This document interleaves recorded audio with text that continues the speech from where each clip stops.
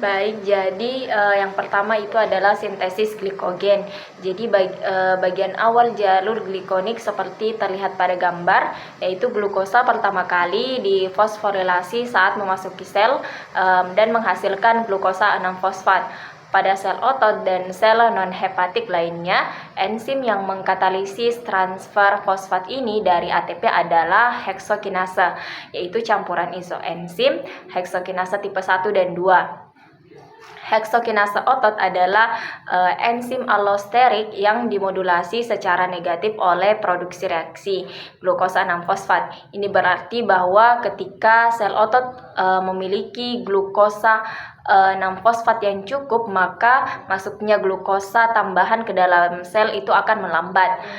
Fosforilasi glukosa di hati dikatalisis terutama oleh isoenzim heksokinase yang disebut glukokinase. Meskipun produk reaksi glukosa 6-fosfat sama seperti di jaringan lain, namun terdapat perbedaan yang membedakan glukokinase dan heksokinase. Misalnya heksokinase otot dihambat secara allosterik oleh glukosa 6-fosfat, sedangkan glukokinase hati tidak. Karakteristik ini memungkinkan kelebihan glukosa yang masuk ke sel hati difosforilasi dengan cepat dan mendorong masuknya glukosa ketika kadar glukosa darah meningkat. Fosforilasi glukosa secara efektif menurunkan konsentrasi glukosa bebas dalam sel, yang meningkatkan lebih banyak glukosa darah ke dalam sel hati karena gradien konsentrasi yang tercipta. Transporter glukosa utama di hati itu memiliki kapasitas tinggi dan tidak bergantung pada insulin. Oleh karena itu, hati memiliki kapasitas untuk mengurangi konsentrasi glukosa darah selama sel konsentrasi glukosa bebas tetap lebih rendah daripada. Setelah glukosa 6-fosfat diproduksi, langkah selanjutnya dalam glikogenesis adalah memindahkan gugus fosfat dari C6 molekul glukosa ke C1 dalam reaksi yang dikatalisis oleh enzim fosfoglukomotase. Dalam reaksi glikogenesis berikutnya, energi yang diperoleh dari hidrolisis ikatan anhirida AB fosfat dari uridina trifosfat, yaitu UTP ke UMP, memungkinkan uridina monofosfat yang menghasilkan untuk digabungkan ke glukosa 1-fosfat, yaitu untuk membentuk uridina difosfat glukosa. Reaksi ini dikatalisis oleh pirofosforilase UDP glukosa, yang mana penempelan glukosa sebagai UDP glukosa ke molekul glikogen yang sedang tumbuh dikatalisis oleh glikogen sintase. Glikogen sintase dapat menambahkan UDP glukosa hanya ke rantai polisakarida yang mengandung sedikitnya 4 unit glukosa. Ini memerlukan beberapa molekul primer glikogen pendek yang hanya terdiri dari beberapa unit glukosa. Primer glikogen awal dibentuk oleh protein yang disebut glikogenin, yang mana yang mengikat 1 unit UDP glukosa ke residu tirosenin di tempat pengikatannya. Glikogenin kemudian menstimulasi autoglukosilasi rantai yang sedang tumbuh menggunakan lebih banyak UDP glukosa sebagai donor glukosa. Glikogen sintase kemudian mengambil alih setelah rantai glukosa mencapai panjang yang cukup. Glikogenin di otot tetap berada di inti molekul glikogen, tetapi di hati lebih banyak molekul glikogen daripada molekul glikogenin yang ada, yang menunjukkan bahwa glikogen harus dipisahkan laju dari protein. Nah, selanjutnya pembentukan cabang glikogen. Glikogen sintase ada dalam bentuk aktif dan bentuk kurang aktif. Insulin memfasilitasi sintesis glikogen dengan merangsang defosforisasi glikogen. Sintesis glikogen reaksi sintesis adalah target utama stimulasi insulin.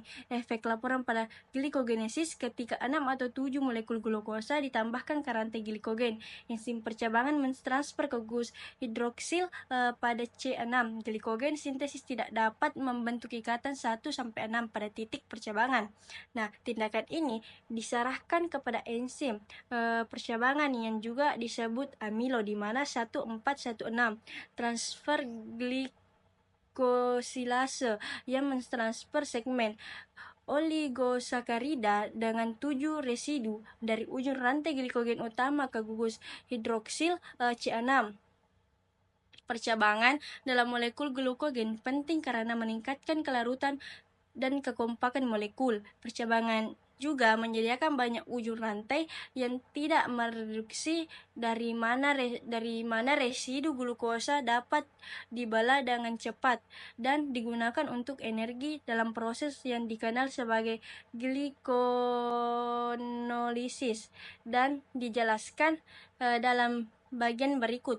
Jalur glikogenesis secara keseluruhan seperti kebanyakan glikogenolisis sintesis adalah proses yang sangat penting dalam glikogenesis. Jalur mengonsumsi energi karena ATP dan UTP dikonsumsi untuk setiap molekul glukosa yang dimasukkan. Karbohidrat makanan bukan satu-satunya sumber glukosa yang digunakan dalam sintesis glikogen. Glukosa yang baru disintesis melalui glukogenesis menyediakan sumber glukosa 6-fosfat lain yang dapat digunakan untuk sintesis glukogen di hati.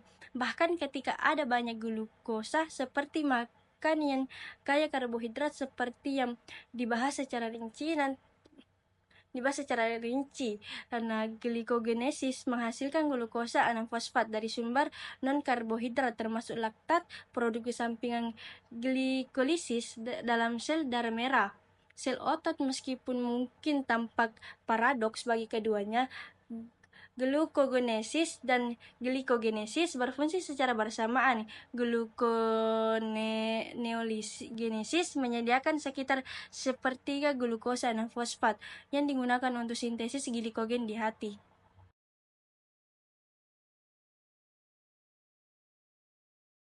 Energi potensial glikogen terkandung dalam residu glukosa yang menyusun strukturnya. Glycogenolisis adalah pemicahan glikogen menjadi unit glukosa individual yang dikatalisis oleh enzim glycogen forfilase. Proses ini terjadi ketika residu glukosa dibelah secara sistematis dari ujung cabang glikogen melalui jalur pelepasan energi. Meskipun glikogen fosforilase membelah ikatan glikosidik, enzim pemutus cabang diperlukan untuk menghidrolisis ikatan pada titik cabang. Pada saat aktivitas glikogenolitik meningkat, glukosa fosfat dapat digunakan untuk sintetis glikogen di hati. Regulasi glikogenolisis terjadi melalui modifikasi konvalen dan allosterik fosforilase yang diatur oleh glukogen, katekolamin, dan IMP. Forfilasi otot dan hati adalah isozim yang memiliki peran fisiologis yang berbeda. Forfilasi otot melepaskan glukosa fosfat untuk energi sel, sementara forfilasi hati menyediakan glukosa darah. Perlakuan hormon epinefrin dan norepinefrin dapat mempengaruhi aktivitas glikogenolisis. Selanjutnya, kita akan membahas mengenai pengaturan glikogen fosforilase. Regulasi kovalen fosforilase ditingkatkan oleh glukagon dan katekolamin, epinefrin dan norepinefrin.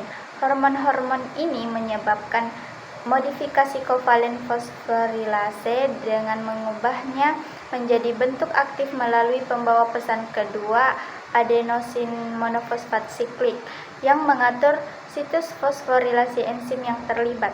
Hormon-hormon ini berkaitan dengan reseptor pada membran sel yang menyebabkan adenyl siklase diaktifkan untuk menghasilkan adenosin monofosfat siklik. Adenosin monofosfat siklik menyebabkan kinase fosforilase yang tidak aktif menjadi aktif dengan menfosforilasinya. Kinase fosforilasi aktif ditambah adenosin trifosfat mengubah fosforilasi B yang tidak aktif menjadi fosforilasi A yang aktif atau yang terfosforilasi. Fosforilasi A yang terfosforilasi kurang sensitif terhadap aktivitas allosterik yang dibahas. Fosforilasi A dapat diubah kembali menjadi bentuk yang tidak aktif, fosforilasi B, oleh fosfoprotein fosfatase. Aktivasi allosterik. Fosforilase B dilakukan oleh adenosin monofosfat untuk untuk mengubahnya menjadi fosforilase A yang aktif. Ketika kadar energi lebih rendah, adenosin trifosfat seluler telah dihidrolisis menjadi adenosin monofosfat, yang kemudian lebih banyak energi dibutuhkan, dan fosforilase A melepaskan glukosa 1-fosfat. Kemudian adenosin monofosfat mengikat situs alosterik pada fosforilase B, yang kemudian meningkatkan pengikatan glikogen. Situs alosterik ini juga dapat mengikat adenosin trifosfat yang merupakan penghambat alosterik enzim. Glukosa 6-fosfat dan kafein juga merupakan penghambat alosterik enzim. Fosforilase otot dan hati adalah isoenzim. Enzim otot melepaskan glukosa 1-fosfat yang dapat diubah menjadi glukosa 6-fosfat, yang kemudian masuk ke jalur glikolisis untuk menyediakan energi bagi sel. Fosforilase otot lebih sensitif terhadap ligan intraseluler seperti adenosin monofosfat untuk aktivasi. Kemudian enzim otot dihambat oleh metabolit ATP atau adenosin trifosfat, kemudian glukosa 6-fosfat dan glukosa. Selama masa stres, hormon epinefrin dan norepinefrin merangsang sintesis adenosin monofosfasiklin dan bersama dengan fosfoprotein pastase 1 secara kovalen memodifikasi fosforilase menjadi bentuk yang aktif. Stimulasi saraf dan ion Ca21 memiliki efek yang sama.